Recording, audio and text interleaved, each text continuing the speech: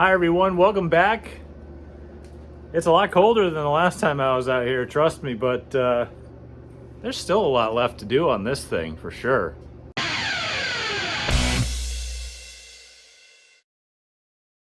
If you're new to the channel or a returning viewer or subscriber, thank you so much for watching. I greatly appreciate it. Please consider subscribing. Again, I'm not really doing this for fame. Literally, I'm only doing this channel because I want to try to spread awareness for short track racing and DIY and mechanics, fabrication, electrical, carpentry. I don't know, whatever the heck I come across on this channel. Usually it's something like this though, but you've seen other things if you've been here long enough. So, and there's also going to be a lot different stuff in the future. So hopefully you stick around and hopefully you tell your friends and hopefully you subscribe, because it doesn't cost you anything to subscribe, but it does help me a ton, because once that number gets high enough, Google starts sending me money, and maybe one day, I'll buy one of these tires, not the car, because of Google ad revenue, you know, $100 maybe. Anyway, we're back here in the shop. We're working on the late model, which you've seen in the background constantly, and I did use on my last video, and you saw me rewire the whole thing. I still have a little bit left to do in that. I got to protect those wires underneath where the exhaust is, just to be safe. You know, you want to make sure you have something in the way, like a heat shield or something of that nature. I don't know yet. We're going to figure it out. But today I was going to sling some sparks around the garage, but I don't really feel like doing that. There's a whole list behind me right up here in this corner where I've got other stuff to do, and I kind of want to dig into the mechanicals of this car, like the nuts and bolts, all the stuff that's not correct. And we're going to find it together. Plus, I do want to blow it apart because I do want to find out exactly what's in this car. Like, I want to pull apart the hubs, and I want to, you know, take a look at the ball joints and see if they are actually greased.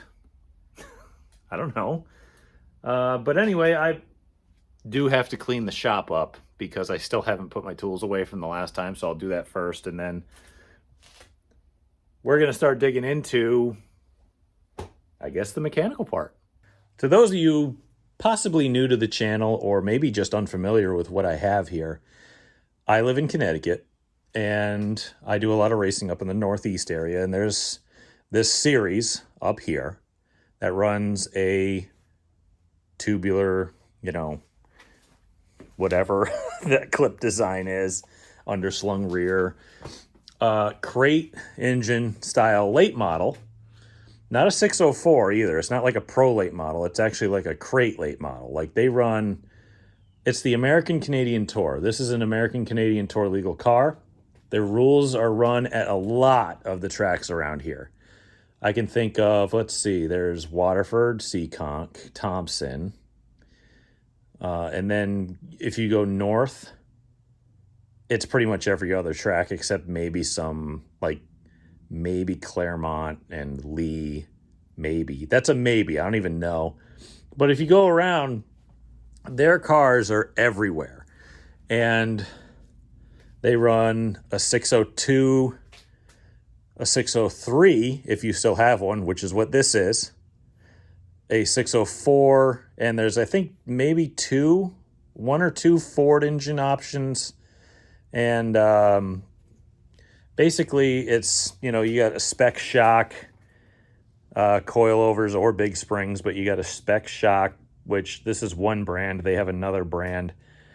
And like I said, it's crate late model stuff.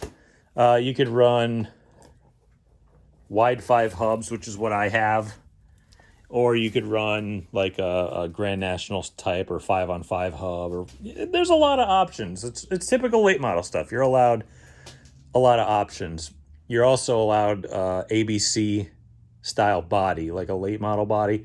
Not quite like a late model stock body or like the older style, but it has to be an ABC approved body. It can be the new one. It can be the old one. I only have the old one. It's just not on the car, obviously. Anyway, so there, I'll bring you up to date on it.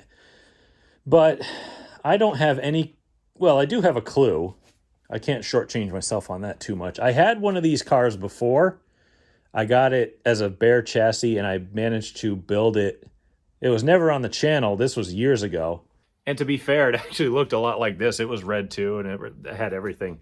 Like I got it as a flat, just a bare chassis with tins, and I didn't have anything for it. And I went to the Thompson flea market, which is literally in like 3 days, and I bought every single thing to make it roll. I had the whole front suspension and hubs and wheels, and you know, when you know a lot of people and you know people selling parts off, you can just go buy. Literally, I had a truck bed full of parts that I paid like $300-400 for, and I had so much stuff in there. I still have parts from that, and that was like 10 years ago. But anyway, I had one of these. I had it rolling. I even had a quick change rear. I had wide 5 hubs on it. I had everything but like a fuel cell and a drive line and a body. Shoot, I even had the body, I think. But I think I traded it for street stock parts because I didn't have a lot invested in it. I probably had like $1,500 invested in a rolling chassis, which is wild to me now to think about.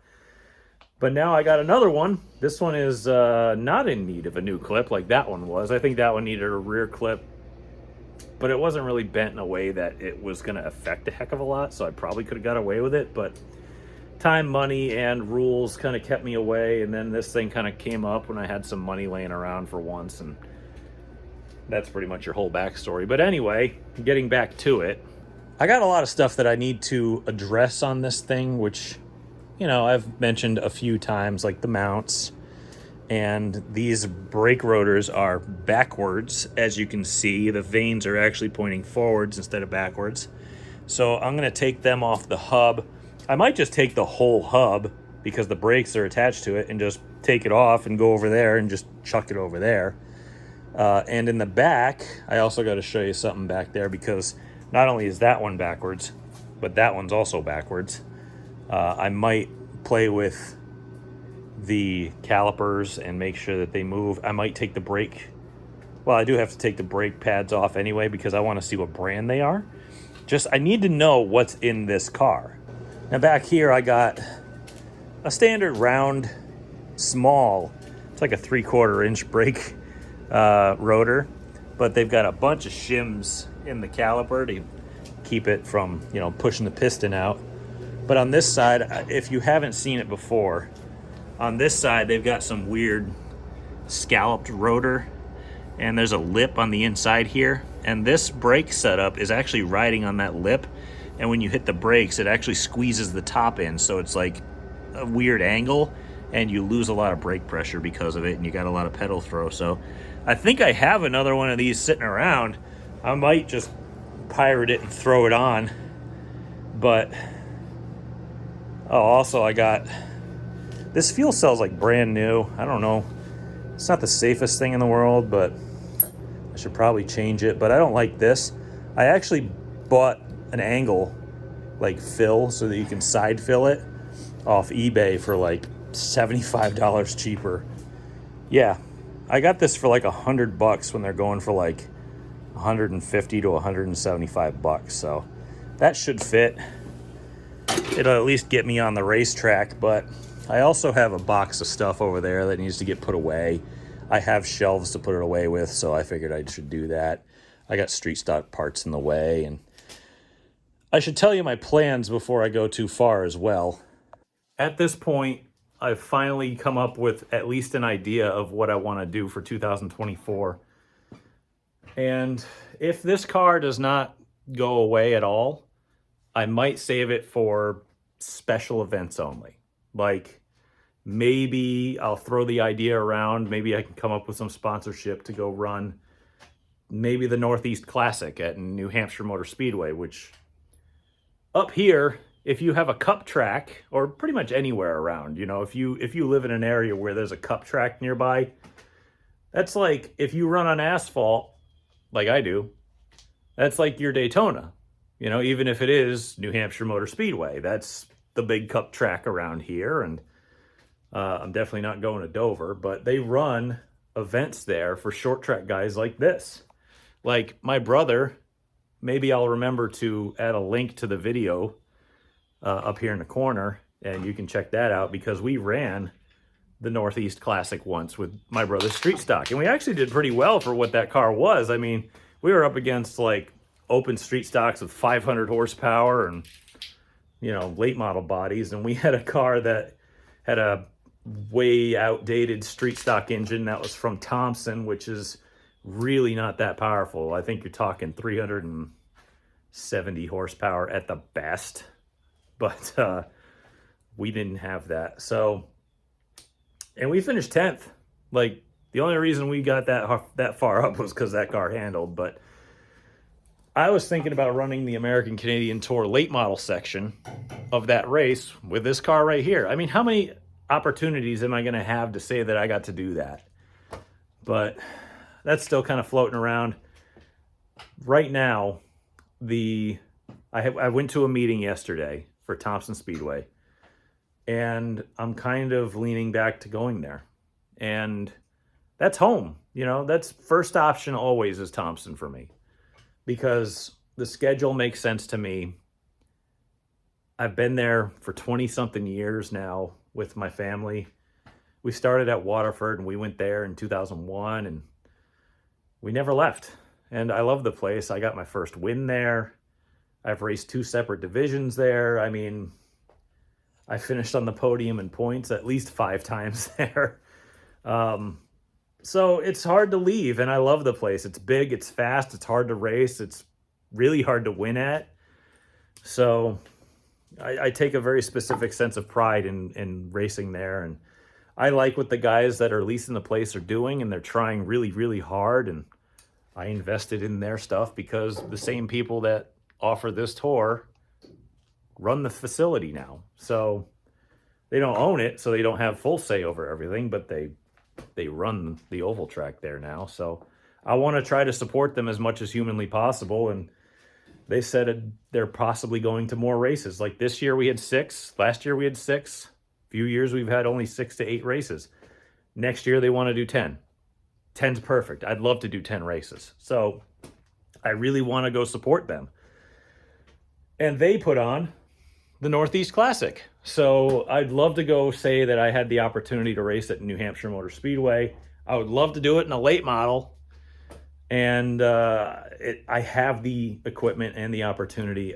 I'd love to take advantage of it, even if it's just once. But that's if the car's still here. I'm not going to put it up for sale.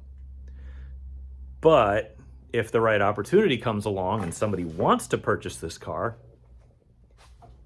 everything's for sale for the right price. So anyway, I've already talked for at least 12 minutes, so I got to get to work. So I got the front wheels off, and I'm looking at the rotors. These are kind of rusty, and I'm kind of worried that this caliper is a little bit sticky because it's really kind of hard to move. So I'm probably going to squeeze that and make sure I actuate it to see if the piston's hung up or anything. But I did notice that there is a little bit of grease inside the lower ball joint, so that means maybe it was run, but there's no pin up top. And I don't even know if that's tight, so there's no pin up there either. So I don't know if that's tight either. But when I was moving this, I'm like, wait a minute. Can you see that? Because I'm kind of there. I need a tripod, but you can barely see it, right? Well, I look and I'm like, well, it ain't that. I go into the rack here, and it's like, oh, that's moving. Let me see if I can zoom in so you can see it.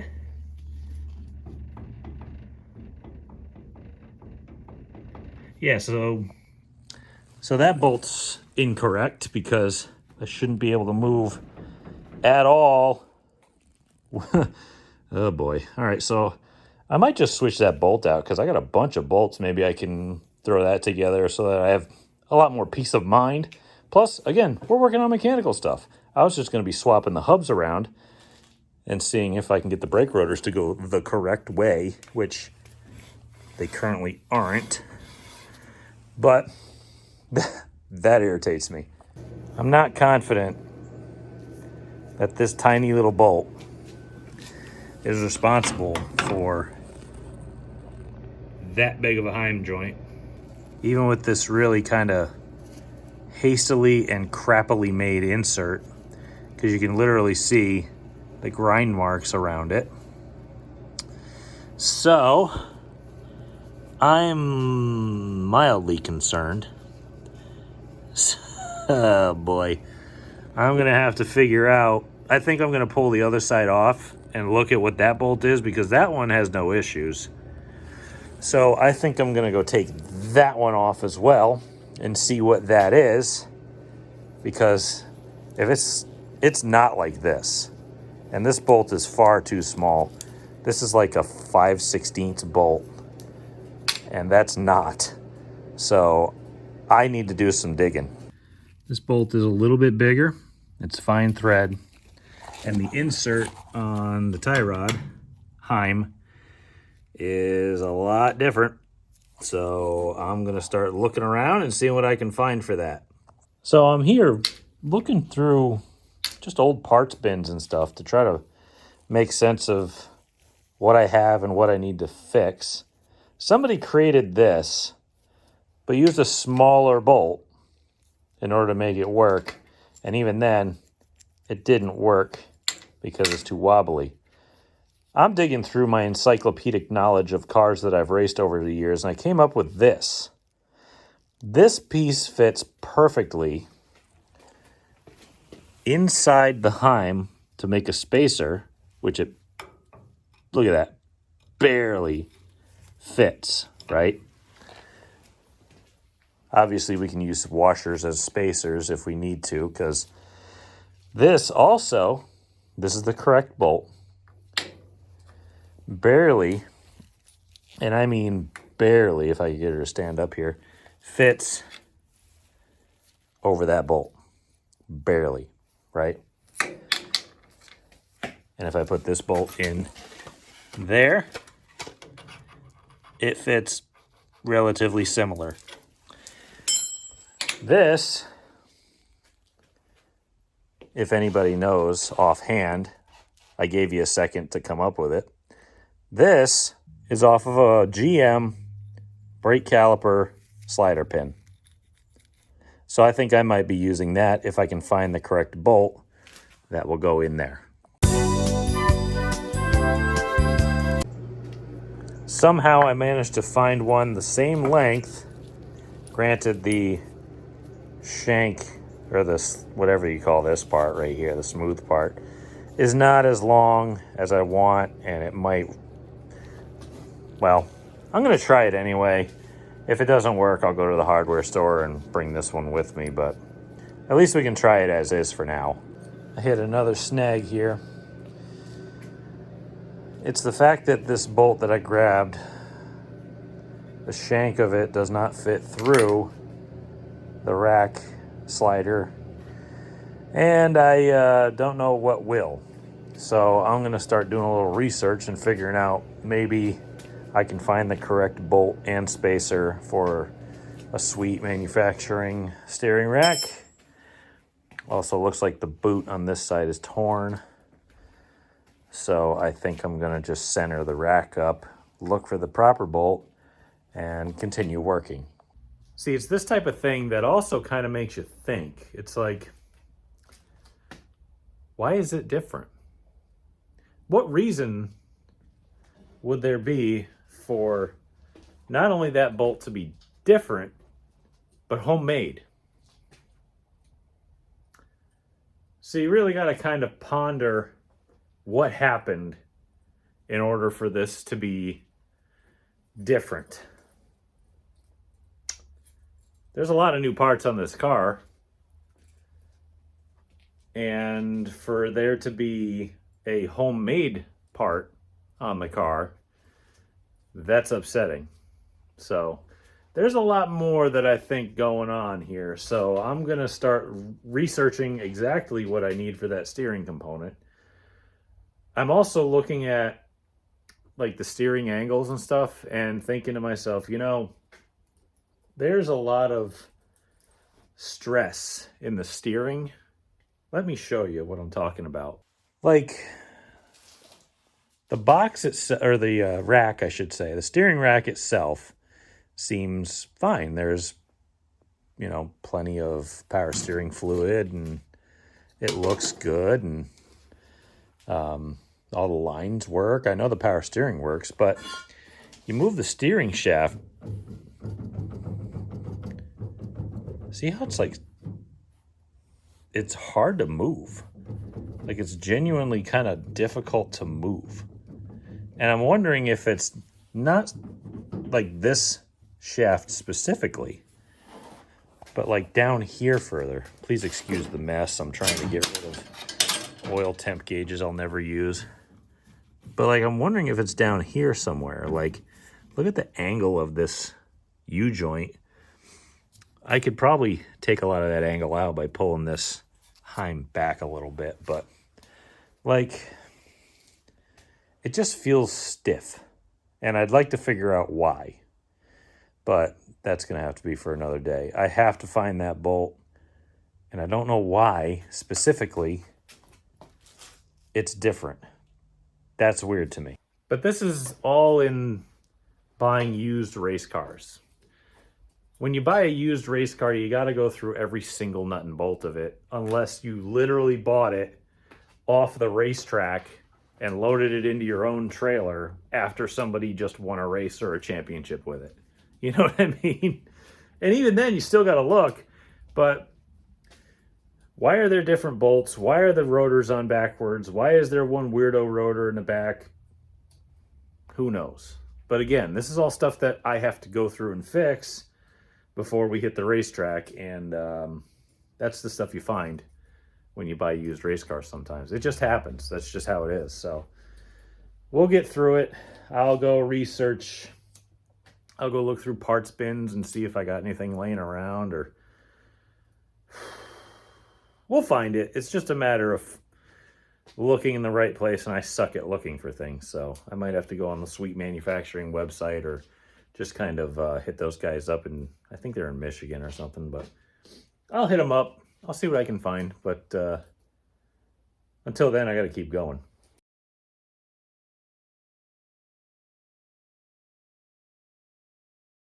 So it's like a week later, and I hate it because I haven't been able to put videos out for you guys, and the only thing I ever ask of you is, hey, maybe give me a subscribe.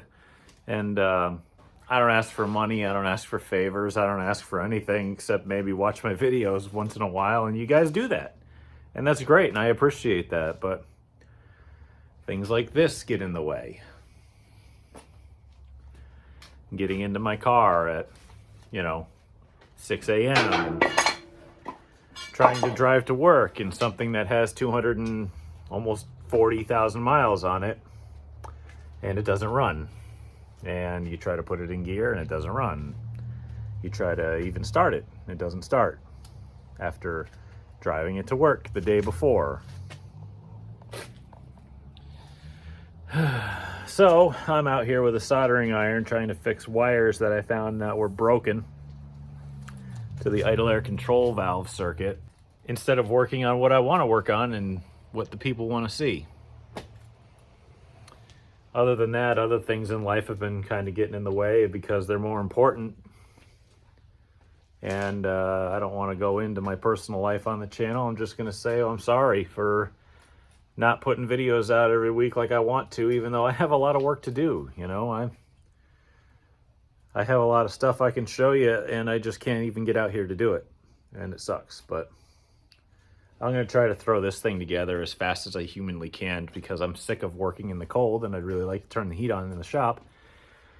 And luckily I put myself on a diet because I'm sick of looking at my fat face in this camera, and I need to be able to fit into a late model, and that's not going to happen if my 40-year-old ass doesn't stop eating my kids' Halloween candy. So I'm waiting for I see some smoke on the soldering iron, so maybe that's ready to go. I'll get that done and get this out of the way. So right here,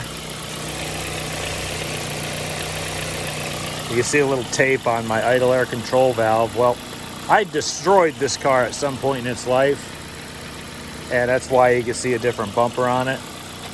And that wire was cracked to the idle air control valve here. And apparently it rotted through and broke off. So I just kind of fixed it with the old soldering iron, and oh, she's running again. So get out of the way. All right, we're back finally after a week. Remember I said I was going to order bolts? Well, I did. Fun fact, I hate race cars. If you've never owned a race car in your life, well, let me tell you all about what's known as the race car tax. Gotta hang my keys up. The race car tax is when you own a race car, you pay a lot more for something simply because it's for a race car. Case in point, these bolts. I can give you a few other examples if you'd like this power steering pump here. That little mini power steering pump from, I don't know, Sweet Manufacturing or KRC. Who made this one? I'll just say it's one of those brands, you know, one of those name brands, quote unquote. You'll pay $250 for one. If you go on Rock Auto and search a power steering pump for a 1988 Buick Century with a 3.8 liter V6, it comes up to about $38.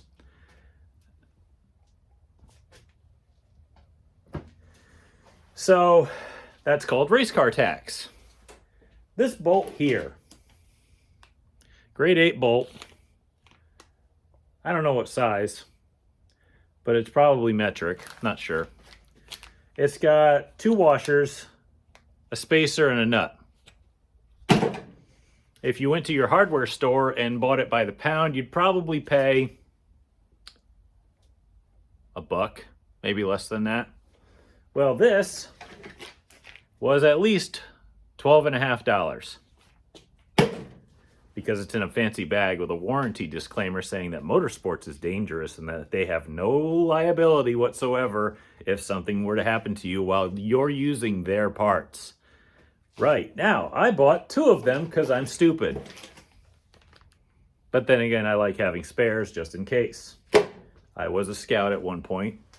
They said be prepared. I am prepared. So, all told, 2 bolts with some sleeves and washers shipped to my door was $45. I love race cars. So I'm going to take the correct parts and put them back in. Luckily, one side is already correct. This side wasn't, but now it is. And I'm going to take this extra one right here and put it right here as a spare. So now I'll get back to work.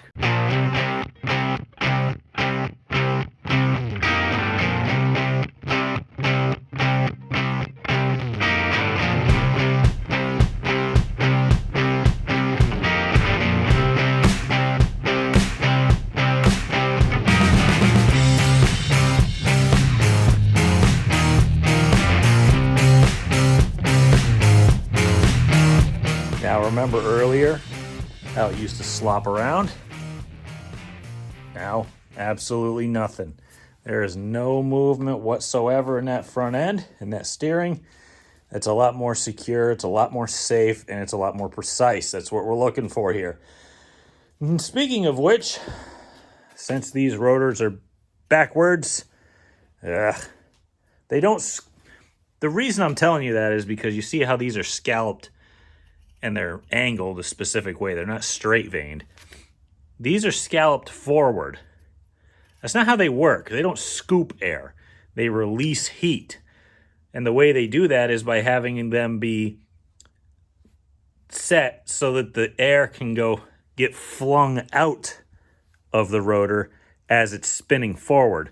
It doesn't scoop, it throws. So we got to do that to both sides. You can see a little bit more clearly on this side that they are not proper.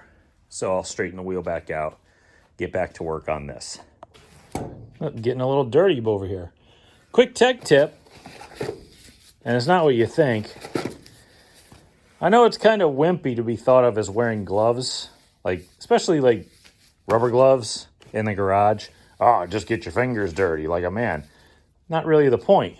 The point is, when it's 30-something degrees outside, or 40, whatever it is today, you put these on, your hands don't dry out and they don't crack and bleed and get infected and all sorts of nasty stuff. It's not about getting your hands dirty.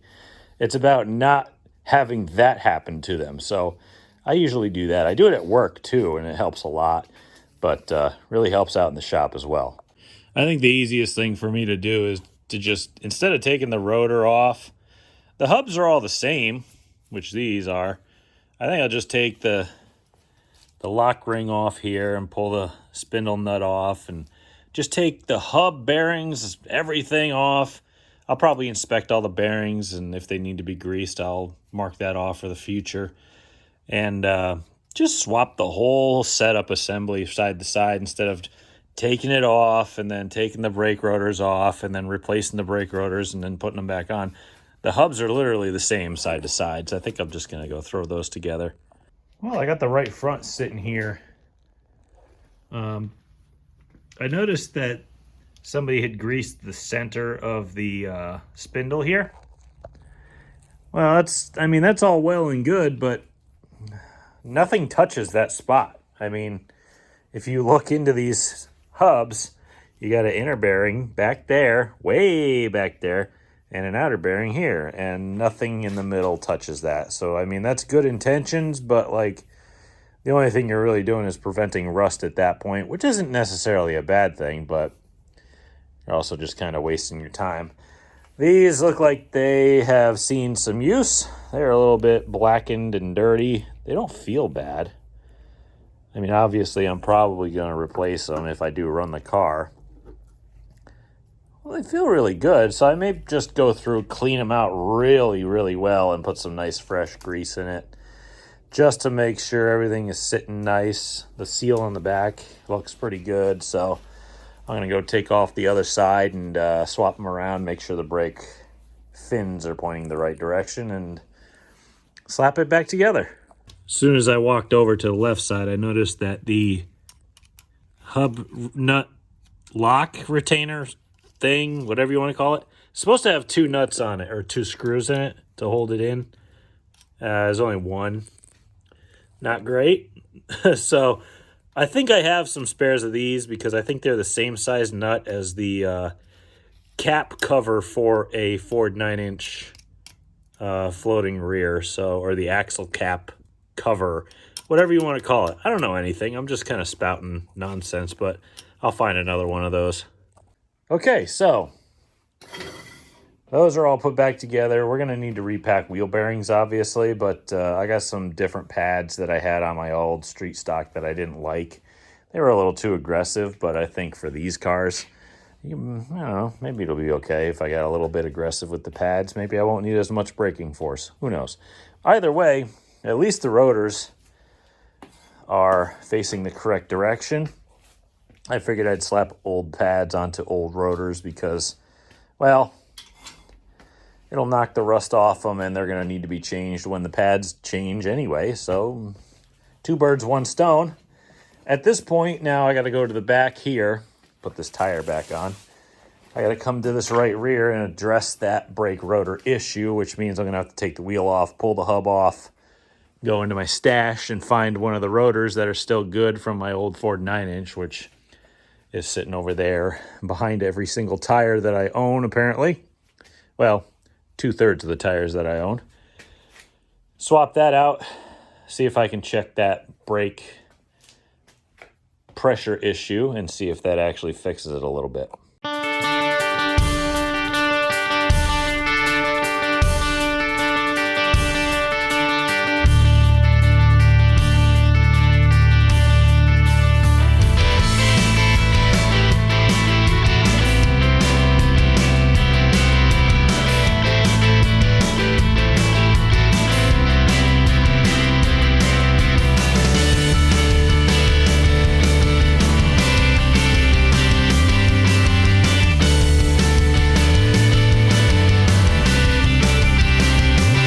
So I got it disassembled, and I got the brake, well, I got the whole hub off, obviously, but here's the brake in question. Now you'll see what I was talking about, and I paused the time lapse for a specific reason, which I'll be getting into in a second. However, here's the inner brake pad that was rubbing on this lip right here, which you can actually see in the light is a raised lip, and it's just beating the crap out of that pad, and it's just chunking the hell out of the pad. It's not riding on the face, it's riding on the lip right here. It's not riding where it should be, it's riding here because the pad is touching the inner lip. That's not great planning. So I have, I think, another rotor that's just a standard round rotor that will actually, you know, touch the whole face instead of having a lip to ride on. But the reason I stopped was because of this. I pulled the axle shaft out, and if you can see this, those are shards of metal. I don't know where they came from. I don't know what they're doing in there. But I shined a light down the axle tube, and those shards of metal are only in this area here and nowhere else. It's like somebody drilled a hole or something into the axle tube, because they're not metal. I think, well, they are metal. They're not, I don't think they're steel.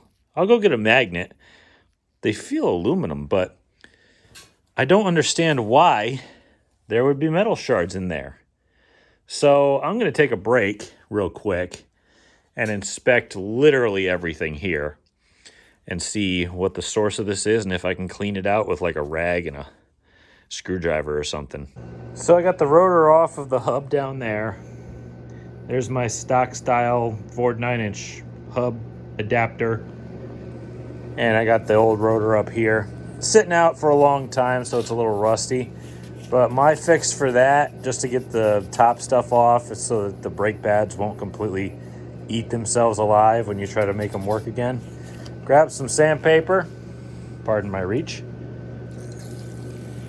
brake parts cleaner, and basically just kind of wet sand it. I know this isn't the best place for it, but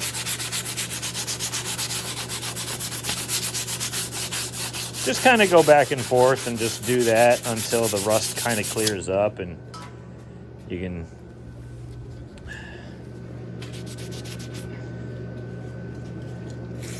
kind of hose her down, wipe her off with a much cleaner rag than this one. And you can see it's actually not so bad. It's way better. It's just a little cloudy. You know, that'll clean up obviously, but you know, I'm just going to keep on doing what I'm doing and clean these up and then slap them on that hub because they look like they'll fit, and it looks exactly the same as that side over there. So we'll get this back together in no time. There's our mostly finished product. I got a couple little spots I still want to go over and make sure they clean up nice. And then I got to make sure the back is good, but I got all the mounting surfaces to be kind of shiny. If I just get the right brake parts cleaner, it'll actually shine up instead of leaving some weird residue. But anyway, it came out way better than it started because this was all complete rust, and now it's actually shiny. So that's good enough for who it's for. And I'll get the other side cleaned up. We'll put this right back on. But there you go. That's your end result. All right, she's back together with her nice flat tires. The front hubs have been addressed and flipped around. I went and looked at these brake pads on both sides, and I have no clue what they are. So I changed them. Because who knows? Maybe I'll just buy new ones, but I swapped them out for an old set of Hawk whatever pads I had hanging around. Still had a little life on them. And to sum everything up, like I said, back here, we changed the rotor out, investigated why there's metal shards in there, couldn't figure it out, so we cleaned it and stuck it all back together. I did, however, find this when I took this rotor off. That's supposed to go right about here. Yeah, that's broken. Didn't notice that before, but I don't really have a use for that rotor anyway.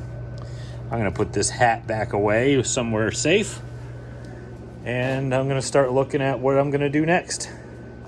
For now, though, I think that's the end of this video because it's been so long since I got something out to you guys that I just really want to get something going, and I gotta keep relevant in the YouTubes, because if you don't put videos out, you start to drop off of their algorithm, and I don't want to do that. I really want to keep it up. I want to at least reward the people who've taken the time to subscribe and spend the time watching my videos to at least watch something that I create, right? So that's what I'm going to do. I'm going to just put this one out, and hey, we, went after the steering and the brakes. I promise there'll be more, hopefully soon, because I still have quite a bit to do. It's plainly obvious, let's be fair. But I really just want to thank everybody for hanging in there with me. I know life is a little bit crazy at times, and mine is no different. Trust me. I've spent so little time at home in the last few weeks that I haven't been able to do this or anything else, really. And I think the only time I've really been able to spend at my home, I've been sleeping. So it's just nice to be able to get back out here in the garage and piddle with a race car and take my mind off of a lot of things. And it's just, this is my happy place, so that's where I'm at. Anyway, thank you all again for hanging in there with me and watching and subscribing, and at least giving me a little bit of hope that this thing is still going. And I might have a hope in someday maybe I can get some ad money from Google and spread the word of short track racing and all of the stuff that you can possibly do on your own. And it would mean a great deal to me if this thing could actually help racing in some way. And I can't do a lot, but at least I can do this. So thank you all. If you haven't subscribed, please consider doing so. It would help me so much, and it doesn't cost you a thing. And maybe you can see some short track racing content, automotive, fabrication, welding, engineering, complete failure at times, but we all laugh and learn along the way. Thank you all again. I appreciate it. And until next time, if I don't trip over all the stuff in my shop.